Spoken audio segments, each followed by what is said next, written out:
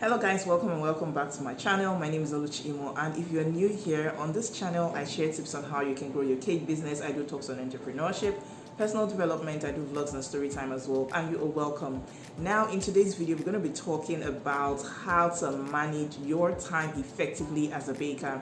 I know that some people say time management is a myth, it doesn't exist, this and that and this, but I want to share tips on how you can effectively manage your time, because I believe that there is a way you can go around this so that it doesn't, your work as a baker doesn't end up choking you or eating so much into your time that you don't have time to do, other things, attend to other aspects of life, and then you have, you're just struggling with time. Basically, you're rushing from here, rushing from the house to your bakery, rushing from the bakery, even if you're not working at the bakery yet, or you don't have a space yet, or a studio yet, even if you don't have a space yet, you're just choked with work at home. You don't have enough time to cook, you don't have enough time to study if you're a student, you don't have time to do things basically. So how do we manage our time and end up, just having some little bit of time or a good amount of time to rest? Let's go right into the video. If it's something you're interested in, I'll be right back.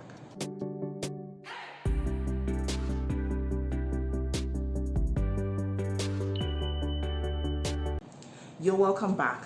So the first thing I'll be talking about will be preparing ahead. It pays a whole lot to prepare ahead. You need to prepare things like your toppers. Even if you want to pre-order them, you need to pre-order ahead. I remember having to pre-order one time for a cake order that I had. I pre-ordered the topper like 2 or 3 weeks ahead. I just prepared and left it there so that it would be there and I would know that I've taken care of that. So you can prepare toppers, your fondant toppers, if you have to make them yourself, your sugar flowers, your fondant accents, things that you will cut out, your fondant cutouts, maybe alphabets, maybe you have an alphabet themed cake or a Sesame Street themed cake. You want to have these cutouts ready so that when it's time for you to decorate, all you need to do basically is just to cover your cake, and then you stick all the other things that you need to put on your cake. You can also prepare your boxes ahead. I like to prepare my boxes ahead like a day before so that aspect is taken care of, and I don't have to be struggling on the day of delivery, with my boxes, because anything can happen in the baking process and you don't want that to get into the way. So prepare your boxes ahead, prepare your boards ahead. If you have to prepare your boards ahead, if you have to cover in fondant, cover it ahead and give it time to dry so that when you have to flip or you have to handle it, you don't make dents on it, you don't make fingerprints, indentations on it, because it will still be soft. So you want to cover ahead and forget that not forget technically, but you just want to cover it ahead and know that you've taken care of that aspect. So it helps to prepare ahead. One of my mentees, when she spoke about this in my mentorship group recently, Tolu of Wonder Inspired Bakes Cakes, I hope I'm not mistaken that name, Tolu Lokwe Oshinoga of Wonder Inspired Cakes, talked about preparing her pans ahead. So you prepare your pans ahead. She also talked about measuring her ingredients ahead. I know we've done that a few times in the past. Measure your ingredients ahead and leave them on the table. If you just leave them on the table, have them covered.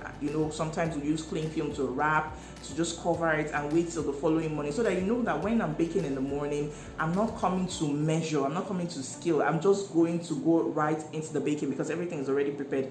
This cuts out a great deal of time and it saves you a great deal of time as well. So you want to consider preparing ahead and getting your things ready. Now the second tip I'll be sharing is to create a structure and to create a process for your business. Create a structure, and what I mean by this is that you should create times for baking, like plan yourself ahead. I know of someone who doesn't bake on Mondays. Not even someone. I know of another person. I think I've seen a bakery say they open on Tuesdays. So that Mondays for them to, maybe it's their day off, or they're using it to rest, or they're using it to have management meetings at the bakery, or they're using it to plan for their week. It depends on what you want, and you can create that kind of structure for your business so that out of the 5 working days, yes, 5 working days, Monday, Tuesday, Wednesday, Thursday, Friday, Saturday, 6. Out of the 6 working days, because most bakeries work on Saturday, of course. Now, out of the 6 working days, you can have 1 to rest aside Sunday. You can have a day to rest, like aside Sunday. And I'm coming to that Sunday aspect. In the past, I used to bake on Sunday, so I used to have some customers that I still have them up to now, but I've learned to handle such situations and to manage my time. So you have people saying, oh, I want to order a cake for Monday morning, and you ask for the time for delivery, and they go like 9 a.m. in the morning, they go like 8 a.m. because she'll be joining the school bus, she'll be taking it to school, it has to be in school. There are some different factors or situations to be looking at that will make them want to collect or have the cake delivered so early, or maybe have them pick up so early, and that will just put me in a mad rush. Like I'll be rushing, and then at the end of the day you just be tense, shaking because you're not meeting up with time. So now I'm trying to cut down taking orders for Monday. Let me take that again. I still take orders for Monday, but it has to work for me and then somehow for you. Okay, so it has to be like around maybe 11, 12, thereabout. Not for children that are taking it to school. Like for children that are taking it to school, there are considerations. So you have to make everything ahead and then know what works for you and then what works for the client. Because some schools have times when you can bring in the cake. Some schools have time when you should cut the cake and all that. They have their rules and everything. So you have to put these things into consideration so that the clients, can have their own. It can be easy for them as well and easy for you too. So all those early morning Monday orders, 9 a.m. pick up, 10 a.m. pick up, I don't do them anymore, because in the past that meant me going to work on Sunday, so going to my studio on Sunday to decorate, and I don't have time. It doesn't give me enough time to rest, doesn't give me enough time to even just sleep, it doesn't give me enough time to go out with my family, it doesn't give me enough time to spend time with family or to cook or do whatever I need to do. So I don't work on Sundays anymore. In the past it used to be a thing, but not anymore. I do not work on Sundays, and I want to try to cut down working on Monday mornings, because it's not easy. Now, if it's not like it's a bad thing, if you can find how to work around this for you, it's good. I know of a baker who says they make in their bakery, they have the cake ready as a Saturday. On Saturday they have it ready, like Saturday evening they have it ready, so they'll just leave it there and wait for pickup on Monday morning. So you just know that it's to pick up or to have it delivered on Monday morning. Now this is particular or is different or applies differently to all of us. Just find what works for you and stick with it. If you feel you can meet up with Monday 8 a.m. orders, thumbs up. If you know you can meet up with 9 a.m., whatever it is, please ensure that it works for you. But create that structure so that you know that this is what obtains in my business, this is what obtains in my bakery, this is what obtains with me as a home baker, and this is what I can do, this is what I cannot do to help me manage my time. The third point I'll be sharing is this: bake ahead. In the past, I like to use myself as an example. If you know me very well, that I like to share practical examples of using my own business. Now, in the past, if I had a cake for Friday, it doesn't matter if I had like 3 orders for Friday, I would bake everything on Thursday, like Thursday morning or Thursday afternoon, and that will put me in such a very unpleasant state of rush. That's the way I can put it. So I would say, oh, I want my cakes to be fresh. I want my cakes to be freshly baked. Fear of it going bad. I don't want stories as such. I know that my cakes have a shelf life of so and so days, 3, 4, 5 days and all that. But I don't want stories that I just don't want trouble. And so I would just do all my baking, no matter the number. I would do it a day ahead before delivery. And you know what that does? It just mess me up for the entire day, because I'll be working, but I'll be rushing to meet up with time, and the end of the day most times I don't finish, and then you find me on Friday morning working and rushing, and client is calling and I'm shaking and I'm not coordinated and doing my thing. So I found a way around doing that. I still bake fresh, yes, I still do that, but depending on the number or the quantity, I bake like in the evening. Say if I have an order on Friday, I bake on Wednesday evening. I bake on Wednesday evening, so this gives me time to decorate on Thursday and to have it ready. Sometimes I decorate on Friday morning. I can bake a day ahead and decorate on Friday morning. Now this depends on the type of order, the cake, the location for delivery, the time for delivery. All these things I put into consideration and know how to manage my time. So this has helped me a lot, and I can easily do my cakes without feeling so stressed and tense. So know what works for you and learn to bake ahead. Freezing cakes is not bad. You can bake and freeze. I have times where I have to bake and then wrap up in cling film and put in my freezer, but that freezer at work is strictly for cake and cake items, fillings, nothing else goes into it, so that the cakes don't absorb the smell of food. Now this is something you want to consider, all right? So you can bake and then freeze, and then when you're ready to use it, ensure that you give it enough time to thaw before decorating, so that you don't run into issues of having sweaty cakes, sweaty buttercream cakes, or cakes being blocked, ice blocks, and you know it's not so good that way. So give it enough time to thaw, come to room temperature before you go ahead with your decoration. But if you're doing whipped cream cakes, you know that you need to have the cakes cold, so also put this into consideration as well, and bake ahead to save yourself some time. The fourth tip is this: block out distractions. When you're baking, if you have your cake buzzing, you have DMs coming, you just have your notifications on.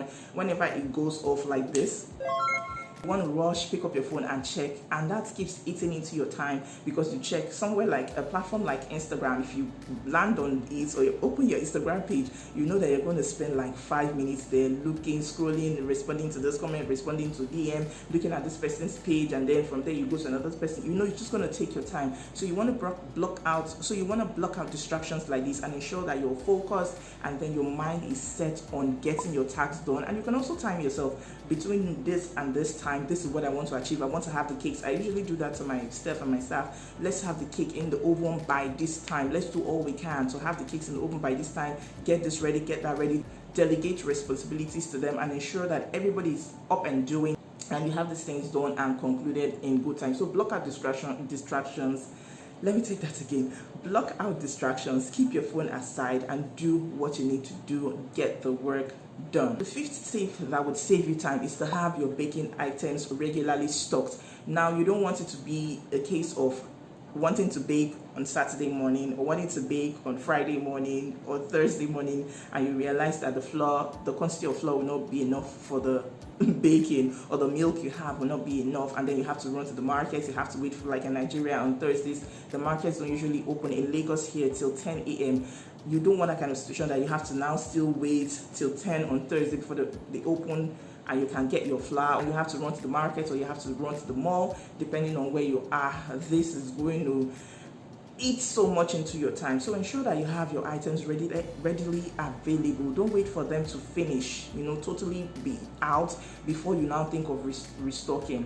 Whether you have orders or not, always keep them flowing, always keep them going, always make sure that these items are stocked, and this will save you a good reasonable amount of time. Now, a bonus tip, because I'm a nice baker, is this: learn to say no. Learn to say no. It will cost you, it will reduce stress to a great deal. Now, when you take last minute orders, if you're good with last minute orders, it's all well and good, all right, it's good. But if you're not good with last minute orders, then you should learn to say no. Don't run, and you keep running. Your mind is on the money, your mind is on the profit, your mind is on I want money, and then you cause a disservice to yourself. And at the end of the day, people are on your neck, your phone is buzzing, people are calling, where are my cakes? You said you're going to deliver by this time. Where are my cakes? If you know you could not, why did you take it? Because at the end of the day, they will forget that they are the ones that ordered late, and they will be putting pressure on you, and you do not want that, because to leave you so tense, you'll not be happy with yourself, you'll be rushing, you'll not be able to deliver an excellent job, and you'll be flushed. You just not have things coming together. At the end of the day, you'll just be unhappy, because things might happen that will go wrong as you're rushing. Now, please learn to say no. If it will not be convenient for you and you know you cannot deliver, please say no. Learn to put structures and that would help you work with orders. When you can take orders, the minimum amount of time you can use for your orders, say 48 hours, 3 days notice, 1 week notice, whatever it is. Ensure that it is stated, maybe especially on Instagram, on your bio, ensure that it is stated and people can see and read, and also let them know this is the amount of time it will take for us to process your order and for us to get this done. People call me, can I get a cake today? Can I get called in the morning? Can I get a cake by 12 noon? Can I get a cake by 2 p.m.? And I just turn them down, because I do not want any kind of stress at all. because my peace of mind and mental wealth and health-being, physical health even, is important. At the end of the day, if you keep rushing and then you're rushing from this order to that, having so many things to do at the same time, you won't have time to rest and time to do other things. So I believe that these tips have been of help to you, and they would help you manage your time well as a baker. You can do other things, you can go out, you can rest with your family, you can attend to other things like your YouTube channel, you can attend to other things like your side hustles, other things that you have to do, your side businesses, and every other thing that you have to do. Please do not forget to subscribe to my channel and let me know, first of all, what tip was most important to you and which one you practice now. Is there any one of these tips that you practice now, and how has it been of help to you? I would like to know in the comments, and I'd like others to learn as well. Do not forget to subscribe to my channel, please, if you're yet to, and give this video a thumbs up. Share with your friends, share in your baking community on Facebook, on WhatsApp, on Instagram. Until I see you in the next video, stay happy, stay safe, and stay blessed.